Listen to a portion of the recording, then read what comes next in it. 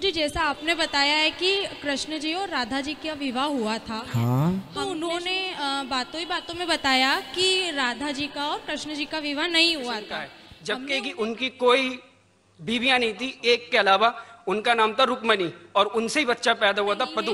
रुक्मणी का विवाह हुआ था पर राधा का नाम कहीं भी नहीं लिखा है। तो उन्होंने कहा कि राम राम, आप मतलब ऐसे शब्द मत बोलिए क्योंकि उनका विवाह नहीं हुआ। बिस्मिल्लाहिर्रहमानिर्रहीम। अस्सलाम वालेकुम दोस्तों, एक हिंदू औरत का पंडित अनिरुद्ध आचार्य से सवाल था। उसने कहा कि आप कहते हैं कि राधा जी का हमारे भगवान कृष्ण से जो है वो शादी हुई थी, विवाह हुआ था, लेकिन उसने कहा कि मैं एक पंडित जो है वो उनकी कथा सुनती हूँ, वो कहते हैं कि राधा जी का जो है वो विवाह नहीं हुआ था।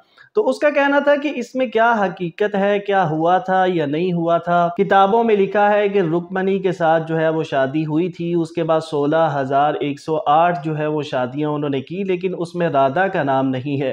तो दोस्तों, ये सवाल था उसका पंडित से। आइए देखते हैं पंडित ने क्या जवाब दिया। उसके बाद इसी तरह का सवाल डॉक्टर जाकिर नाइक साहब से भी पूछा गया, उन्होंने क्या जवाब दिया, देखते हैं। वीडियो बहुत इंफॉर्मेटिव है, आइए वीडियो को स्टार्ट करते हैं। गुरुजी, जैसा आपने बताया है कि कृष्ण जी और राधा जी का विवाह हुआ था, हाँ, हमने शुरू से आपका सुना है, हम वही मानते हैं, आपको हमारा गुरु बना रखा है हमने। तो हमारे पास में एक भागवत कथा हुई थी, हमने पहली बार उन्हीं की सुनी है।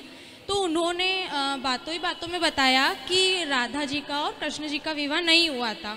हमने उन्हें कहा कि हमारे गुरुजी ने हमें बताया है कि इस जगह विवाह हुआ है। तो उन्होंने कहा कि राम राम, आप मतलब ऐसे शब्द मत बोलिए क्योंकि उनका विवाह नहीं हुआ। फिर दूसरे दिन उन्होंने हमें सारी जितने भी विवाह हुए उनके 16,800, तो उन्होंने हमें सारे नाम बताए और उन्होंने कहा कि गुड़िया देखिए, इसमें आप किसी में भी मतलब राधा का नाम नहीं है, रुक्मणी का विवाह हुआ था पर राधा का नाम कहीं भी नहीं लिखा है। तो अब हम उनको बोलना आप यहाँ से गर्ग संहिता खरीद के ले जाना जी। गर्ग संहिता में अध्याय नंबर 4 अध्याय में, चौथे अध्याय में गर्गाचार्य जी ने, गर्गाचार्य जी कौन? भगवान श्री कृष्ण के गुरु। गर्ग संहिता, गर्ग संहिता में गर्गाचार्य जी ये बात लिख रहे हैं। विवाह अध्याय नंबर 4 खोल के दिखा देना जी। धन्यवाद। क्या है, भागवत जी बस आप पढ़ लेंगे, अन्य ग्रंथ नहीं पढ़ेंगे तो नॉलेज नहीं होगा। तो एक ग्रंथ पढ़ के सर्वज्ञाता नहीं हो सकता व्यक्ति, सारे ग्रंथ पढ़ने पड़ेंगे, सारी चीजें पढ़नी पड़ेंगी। उनका कहना यह है कि जैसे वंशीवट जो आपने बताया है, भांडीरवत, वहाँ पे उनका विवाह हुआ था। वो कहते हैं कि वहाँ उनका विवाह नहीं हुआ था, वहाँ पे वो गाय चराने जाते थे, तो वहाँ कोई बात नहीं बेटा। मान्यवर जाकिर नाइक जी को नमस्कार। मैं लालचंद आर्य, नयाबास आर्य समाज मंदिर से। सबसे पहले मान्यवर रोशन लाल जी से एक सवाल करना चाहता हूँ। स्वामी दयानंद सरस्वती ने जो अपनी जीवनी में लिखे सत्तार प्रकाश में, उसमें श्री कृष्ण जी को योगी राज श्री कृष्ण का है, जबकि कि उनकी कोई बीवियां नहीं थी, एक के अलावा उनका नाम था रुक्मणी और उनसे ही बच्चा पैदा हुआ था पदु। इन्होंने एक इल्जाम लगाया आर्य जाति पे कि श्री कृष्ण जी की 11,000 पत्नियां थी। कृपा आप समाधान करें और इसका जवाब आप पूर्ण लें इनसे कि इन्होंने जो इल्जाम लगाया है क्या वो सही है या गलत है।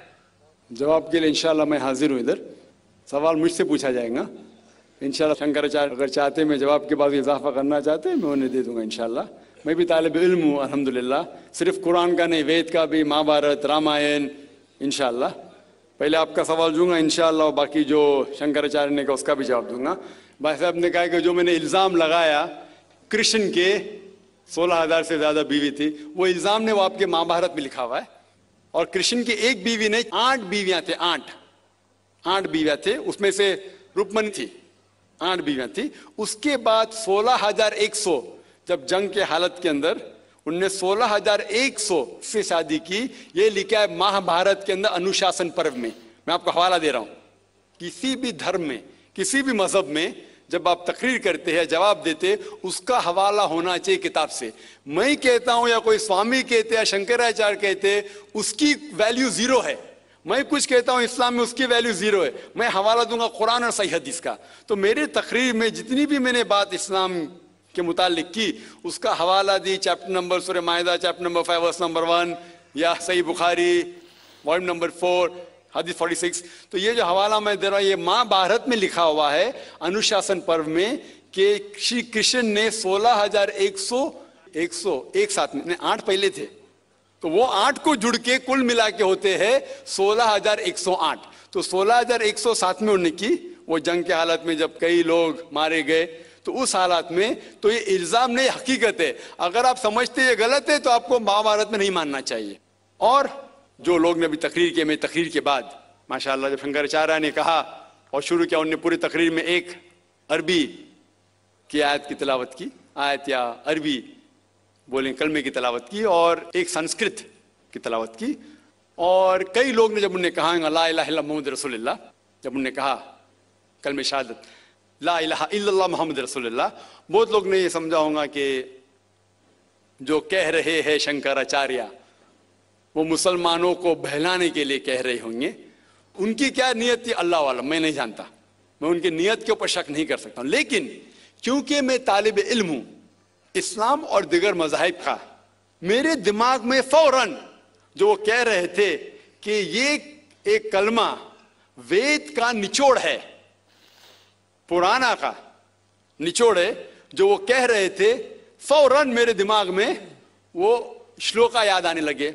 और शंकराचार्य बिल्कुल सही कह रहे थे, उनकी नीयत क्या थी अल्लाह आलम, लेकिन वो बिल्कुल सही कह रहे थे कि अगर आप हिंदू मजहब की किताब पढ़ेंगे, उन्हें सही कहा कि हिंदू मजहब, ये नाम जो हिंदू है ये ब्रिटिशर्स ने दिया है, अंग्रेजों ने दिया, ये हिंदू लफ्ज जो है अंग्रेजों ने दिया है, सही नाम होना चाहिए वेदांती से सनातन धर्म।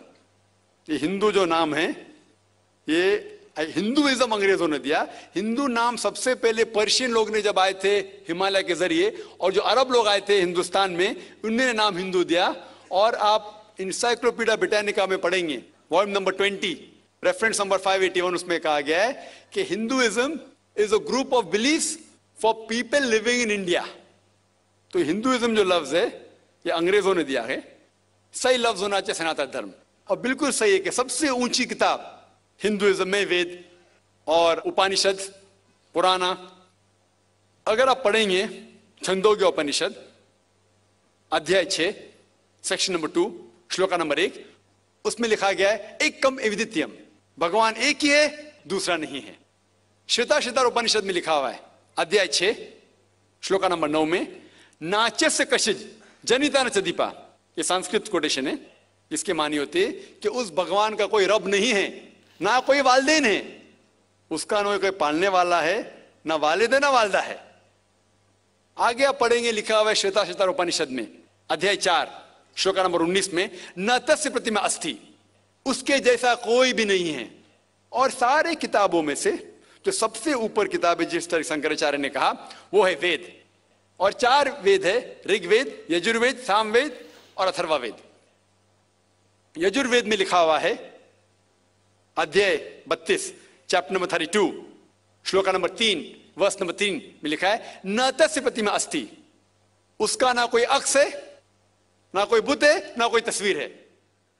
उस भगवान का ना अक्ष है ना तस्वीर है। तो दोस्तों ये थी आज की वीडियो। उम्मीद करते हैं वीडियो अच्छी लगी होगी। ऐसी ही इंफॉर्मेटिव और इस्लामिक वीडियोस के लिए चैनल को सब्सक्राइब करें। मिलते हैं नेक्स्ट वीडियो में। अल्लाह हाफिज।